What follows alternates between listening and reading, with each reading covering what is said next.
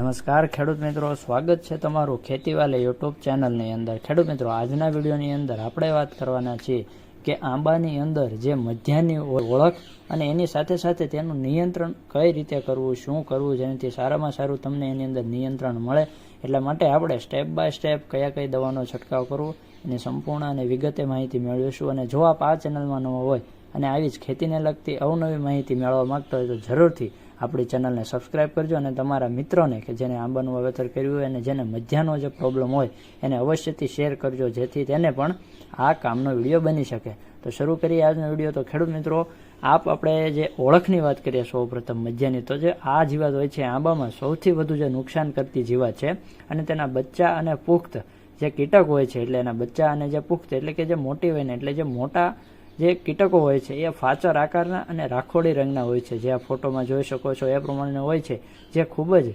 ઝડપથી ત્રાંસા ચાલતા હોય છે અને ઈંડામાંથી સેવાયેલા બચ્ચા સફેદ રંગના હોય છે, જે આપ જોઈ શકો છો આ પ્રકારના જે સફેદ રંગના એના બચ્ચા જે હોય છે, જે નાની લીલાશ પડતી આંખો ધરાવતા હોય છે। સમય જતાં સફેદ રંગના બચ્ચા ભૂખરા રંગના ફેરવાઈ જાય છે। કીટક પુખ્ત થતાં માથા ઉપર બદામી રંગના 3 ટપકા અને વચ્ચેના ભાગમાં જે ફાચર આકારનો જે પટ્ટો હોય છે એ ધરાવતા હોય છે। નુકસાનની વાત કરીએ તો જો આ જે જીવાત છે એના બચ્ચા તેમજ એના પુખ્ત કીટકો એટલે એના બચ્ચા અને એના જે મોટી વયના જે કીટકો હોય છે બંને આંબાની જે નવી કૂપળ હોય અને મોરમાંથી રસ ચૂસીને નુકસાન કરે છે, જેના કારણે જે આપણો મોર હોય છે એ કરમાઈ જાય છે અને નાની કેરી ખરી પડતી હોય છે। આ કીટકના શરીરમાંથી ચીકણા મધ જેવો પદાર્થ ઝરતો હોય છે, એટલે એના શરીરમાંથી જે ચીકણો પદાર્થ હોય છે નીકળતો હોય છે, જે આંબાના પાન અને તેમજ ડાળી ઉપર પડતો હોય છે, તેના કારણે એની ઉપર જે કાળી ફૂગ હોય છે એનો વિકાસ થાય છે અને જેના લીધે પ્રકાશ સંશ્લેષણ આપણો જે આંબાનો પાક છે, આંબાનો ઝાડ એ પ્રકાશ સંશ્લેષણની અંદર મુશ્કેલી અનુભવતું હોય છે અને એની અંદર અવરોધ ઊભો થાય છે। આ જીવાત આંબાવડિયામાં આખું વર્ષ દરમિયાન જોવા મળતી હોય છે, પરંતુ જ્યારે આંબાની નવી કૂપળો અને નવા જે મોર ફૂટવાનું ચાલુ થાય ત્યારે વધુ પ્રમાણમાં જોવા મળતું હોય છે અને બાકીના સમયમાં ઝાડના થડ અને જે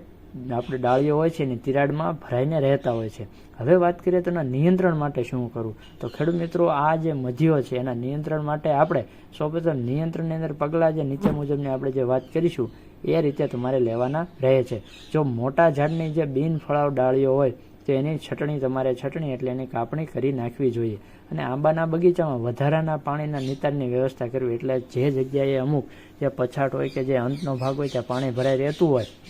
તો એની નિકાલની વ્યવસ્થા કરવી જોઈએ। અને પુખ્ત કીટકો નવી ફૂટ પહેલાં ઝાડના થડ અને ડાળીઓમાં ભેરાઈ રહેતા હોવાથી, એટલે જ્યારે આપણી કૂપળો નવા પાન ન હોય ત્યારે જે આ કીટકો હોય છે એ આપણી જે ઝાડની જે થડ અને ડાળીઓમાં હોય એની અંદર ભરાઈ રહેતા હોવાથી જે ઓક્ટોબર મહિનામાં છે તેના પર ક્વિનાલફોસ કે મોનોફોટોફોસ કે અન્ય કોઈ દવાનો છંટકાવ કરવો જોઈએ કે જ્યારે આપણે નવી કૂપળો કે જ્યારે મોર બેસવાની શરૂઆત ન થઈ હોય ત્યારે ઓક્ટોબર માસની અંદર ક્વિનાલફોસ છે કે મોનોકોટોફોસ છે એ દવાનો છંટકાવ કરવો જોઈએ। આ જીવાતનું જે મોટું નુકસાન ડિસેમ્બરથી માર્ચ દરમિયાન ફૂલ અવસ્થાએ વધુ જોવા મળતું હોય છે, ત્યારે ઇમિડાક્લોપ્રિડ 17.8% જે એસએલ દવા આવે છે એક પંપમાં 5 મિલી નાખીને એનો છંટકાવ તમારે કરવો જોઈએ। આંબામાં મોર ખીલે તે પહેલાં સિન્થેટિક પાયરેથાઇડ ગ્રુપની દવા જેવી કે સાયપરમેથ્રિન અથવા ડેલ્ટામિથ્રિન કે આલ્ફામેથ્રિનનો છંટકાવ કરવો જોઈએ, પરંતુ એક વાતનું ખાસ ધ્યાન રાખવું કે મોર ખીલતો હોય ત્યારે ક્યારેય સિન્થેટિક પાયરેથ્રોઇડ ગ્રુપની દવાનો છંટકાવ કરવો નહીં,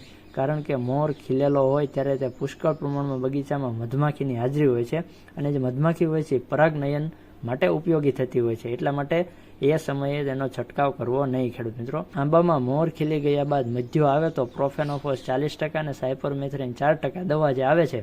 એ 10 લીટર પાણીમાં 10 મિલી ભેળવી 15 દિવસના અંતરે 2 છંટકાવ કરવા, એટલે એક પંપની અંદર 15 મિલી નાખવાની રહે છે। અને કુદરતી નિયંત્રણ માટે ડાળિયા એટલે કે જે લેડી બર્ડ બીટલ જે આ ફોટોમાં જોઈ શકો છો એના પુખ્ત જે તેમજ બચ્ચા આંબાના મધ્યાનું ભક્ષણ કરીને વસ્તીને નિયંત્રણ કરતા હોય છે, જેથી જો શક્ય હોય તો બગીચામાં અમુક જગ્યાએ મકાઈનું વાવેતર કરવું, જેથી ડાળિયાની વસ્તીમાં વધારો થાય અને આપણા મધ્યાના જે છે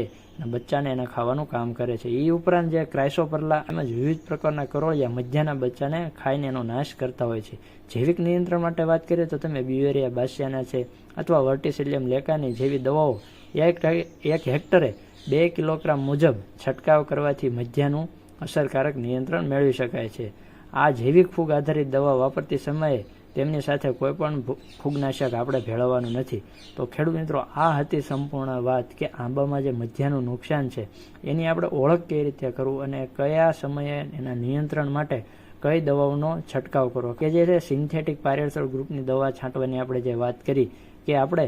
જ્યારે મોર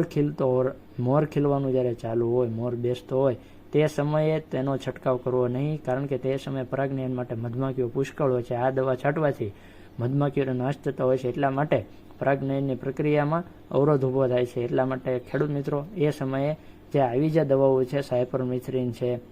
આલ્ફામેથ્રિન છે, ડેલ્ટામેથ્રિન છે, એ દવાનો છંટકાવ કરવો નહીં. તો ખેડૂત મિત્રો, કેવી લાગી તમને માહિતી? અને આવી જ ખેતીને લગતી નવી માહિતી મેળવવા માટે આપણી ચેનલને જરૂરથી સબસ્ક્રાઇબ કરજો અને તમારા મિત્રોને જરૂરથી શેર કરજો. અને હવે તમે કયા પાકની અંદર અને કઈ વિડીયો વિશે માહિતી મેળવવા માંગો છો, કયા પાક વિશે માહિતી મેળવવા માંગો છો, અવશ્યથી એક કોમેન્ટ કરજો અને તમારા મિત્રોને જરૂરથી અવશ્યથી શેર કરજો અને લાઇક કરજો. ખેડૂત મિત્રો, તો ફરી મળીશું આપણે એક નવા વિડીયોની સાથે, નવી માહિતીની સાથે. જય જવાન, જય કિસાન, જય વિજ્ઞાન.